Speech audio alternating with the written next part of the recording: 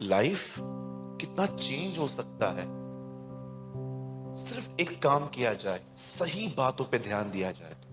आपको पता है जीवन बहुत खूबसूरत बन सकता है अगर हम अपने लाइफ में एक डिसिप्लिन रखें। बोलिए डिसिप्लिन।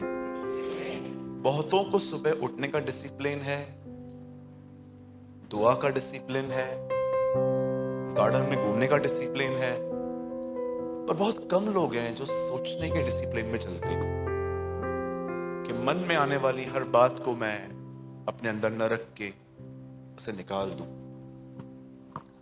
मैंने रायपुर में जब मैं वहां पर था तब मैंने एक वचन पढ़ा जो मुझे बहुत ही अच्छा लगा और मुझे लगा कि मुझे ये कलीसिया के साथ शेयर करना चाहिए।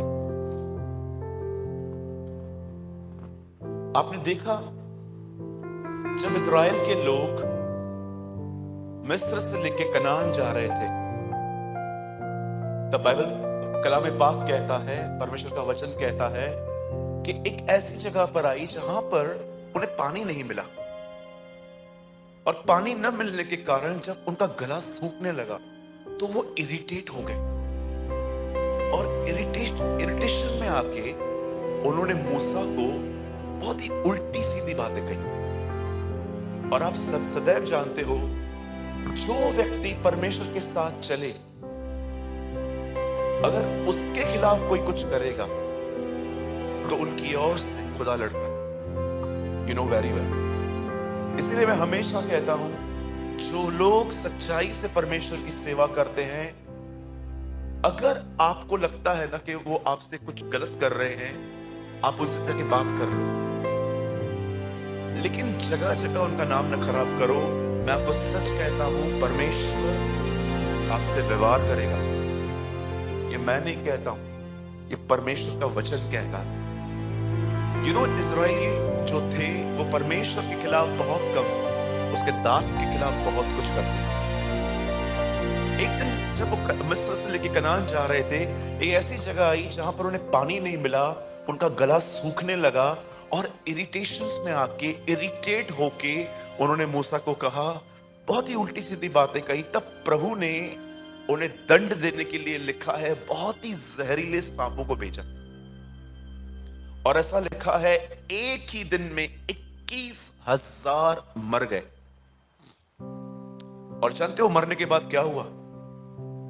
मूसा को तरस आया इन लोगों पे, ये कैसे लाशें गिर रही हैं।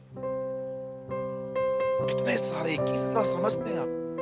21,000 it's not a small amount. You know उसके बाद जब मूसा ने खुदावन से कहा कि प्रभु इन्हें ठीक कर, परमेश्वर इनको डायरेक्ट हील कर सकता था, लेकिन फिर भी परमेश्वर ने उन्हें एक बात कही, एक काम करो, एक लकड़ी लो, उस पर पीतल के सांप को चढ़ाओ और जो कोई उसे देखेगा वो शिफा पाएगा, वो चंगा हो जाएगा। क्या आपने ये मिरेकल देखा? जब उन्होंने वहां ध्यान दिया, जहर ने काम करना बंद कर दिया। वाह, अमेजिंग। जैसे उन्होंने उस क्रूस को देखा, जो जहर ऑलरेडी बॉडी में था, उस जहर ने अपना जहर छोड़ दिया, वो एक नॉर्मल लिक्विड बन गया। मैं जब ये पढ़ रहा था, मैं प्रभु से कह रहा था, प्रभु ये सारे इंसिडेंट्स, जैसे कि जॉन अपने गॉस्पेल में कहता है, बहुत सारी बातें हम लिखना चाहते थे पर खुदा ने हमें अलाउ नहीं किया। अगर हम वो एक एक बात लिखते तो एक ऐसी किताब बन जाती जो सारे संसार में नहीं समाती। तो सोचो, खुदा ने लाखों बातें अलाउ नहीं की, ये बातें परमेश्वर ने क्यों अलाउ की कि हम पढ़ें? आपको परमेश्वर समझाना चाहता है बहुत कुछ भीतर और बाहर बदल जाएगा। अपने ध्यान को ट्रेन करो इन दिनों में। आप किसके पास में बैठे हो ना और वो यहां वहां की बात कर रहा है, कुछ मत कहो उसको, बोलने दो उसको जो बोलना है।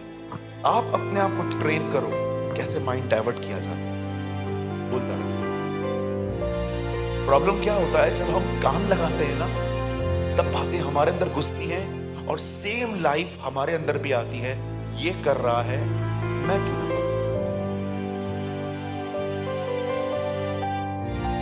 मैं आज मैं आ रहा था, पता नहीं क्यों सब मुझे ही मिलते, एक से एक मिलते हमेशा, कभी सोने ही नहीं देते मुझे प्लेन में। मैं आज आ रहा था, मेरे दोनों तरफ ऐसे लोग बैठे थे, उनकी बातें खत्म ही नहीं हो रही थी। एक पीछे बात कर रहा था, एक साइड पे बात कर रहा था। अब मुझे नींद ही नहीं आ रही थी। मेरा मन कर रहा था मैं इनको कहूं कि प्लीज ब्रदर थोड़ी देर शांत हो जाओ ना। एक तरफ मैम थी, एक तरफ अंकल थे। तब मुझे प्रभु ने कहा, तो मुझे देख, छोड़ इनको। थोड़ा हल्का हो गया। फिर और एक गीत गाना चालू किया। मयूर गाते हैं वो गीत, वो गीत गाना चालू किया। मैंने प्रभु को कहा, करता हूं मैं तेरी चिंता, तू क्यों चिंता करता है। मैंने कहा तू मेरी चिंता करता है ना, इनको सुना। आपको पता है गीत गाते गाते गाते नींद आ गई। और जानते हो मुझे किसने जगाया? उन्होंने कहा भाई साहब उठिए। मैं सोच रहा था अगर हम अपना ध्यान बदलें, क्या कुछ नहीं हो सकता। प्रॉब्लम ये होती है हम हमारे लाइफ में जो गलत होता है ना, हम उसमें घुस जाते और पूरे गंदे होके बाहर आते, है ना। ट्रेन करो अपने आप को, परीक्षण दो अपने आप को। मुझे हर जगह हर चीज के बारे में, नॉनसेंस बातों के बारे में सोच के अपना दिमाग नहीं खराब करना है। अंकल दिनकरन हमेशा कहते थे, we are living in unthankful world. हम एक ऐसी दुनिया में रहते हैं, आप किसी के लिए कितना भी करो, अंत में आपको ये सुनने को मिलेगा ही, आपने क्या किया। यू नो, अंकल दिनकरन ने अपने लाइफ में अपना माइंड ट्रेन कर दिया था, कुछ कितना भी कर, कितना भी तू कर किसी के लिए, लेकिन प्रतिफल की आशा खुदा से रख, अदरवाइज आप हर्ट होंगे। मुझे ये वचन बहुत अच्छा लगा कि जहर लिक्विड बन गया। सिर्फ उन्होंने क्या किया, वहां देखा, लिखा है वो ठीक हो गए।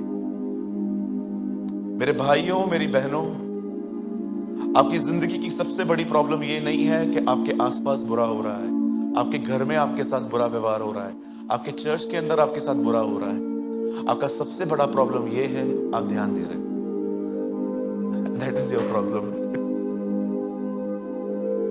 This is your issue. मैंने कभी कभी देखा है जब नए लोग नौकरी पे जाते हैं ना, उनको स्टाफ से बहुत तकलीफ होती है। जैसे नई नई नौकरी पे जाएंगे ना, फिर प्रेयर के लिए आते हैं, ब्रदर प्रेयर कर दो ना। क्या हुआ ब्रदर? ब्रदर बहुत पॉलिटिक्स है ब्रदर। क्या पॉलिटिक्स है ब्रदर? सबको 8 बजे छोड़ते हैं, मेरे को 10 बजे तक बिठाते। लंच के लिए भी बोलो तो ब्रदर पता नहीं क्या क्या करते।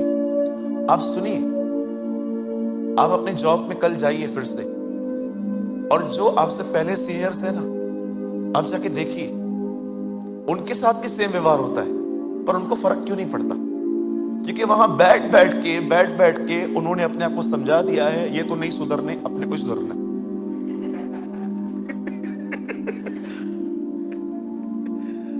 मैं जहां पर नौकरी करता था ना, मुलुंड में, मेरे बॉस बहुत ही प्यारे थे, गाली के सिवा बात ही नहीं करते थे, बहुत प्यारे थे। उनको परमेश्वर ने इस्तेमाल किया हमें क्रूज पे चढ़ाने के लिए, या उनकी ये सेवा थी। वो सुबह सुबह आते थे, जो वाइफ गालियां देती थी वो सेम गालियां वो हमें देते थे जाके। तो हम समझ गए थे कि एक्चुअली ये, और बूढ़े भी थे, आपको पता है। तो एक दिन उन्होंने मुझे बहुत गालियां दी, मैं बहुत रोया। घर से निकले थे हम, बच्चे थे, काम करते थे, तो बहुत रोया मैं वॉशरूम में जाके। मैंने कहा प्रभु, मैं उन दिनों में यीशु को नहीं मानता था, तो मैंने ऐसे ही बातों बातों में कह दिया, हे भगवान अगर तू है तो उसके टुकड़े टुकड़े कर। मैंने ऐसे बोल दिया, इतना इरिटेट हो गया। मैंने उन दिनों में फोन नहीं होता था, BSNL की लाइंस होती थी। मैंने घर कॉल किया, मैंने कहा मुझे नौकरी नहीं करनी है ये। लेकिन अगले दिन भी मैं आया, गाली पड़ी। तीसरे दिन भी आया, गाली पड़ी। एक दिन तो बॉटल मेरे हाथ से टूट गई, बहुत गाली पड़ी। पर मैं देखता था मेरे अंकल का व्यवहार सबसे एक जैसा था। एक और अंकल थे, उनकी एज के थे, वो उनको भी गालियां देते थे। एक दिन मैंने उनको बोला, अंकल आप कुछ बोलते नहीं हो। वो हंस रहे थे। बोलता है, तू भी हो जाएगा ऐसे ही, कुछ दिन रुक जा। आज मुझे मालूम पड़ता है, actually they are mature people. वो जान गए कि हर एक को काउंसलिंग नहीं दी जाती है कि प्लीज मुझसे ऐसा मत करो। कहां कहां पर खुद को समझाना पड़ता है। यू विल बी हैप्पी, आप खुश रहोगे, आप आनंदित रहोगे। बोलो प्रभु यीशु मसीह की। बस समझ पा रहे हैं आप लोग? हाँ ब्रदर, 2-3 चेहरे दिख रहे हैं। अभी और दिखाता हूं।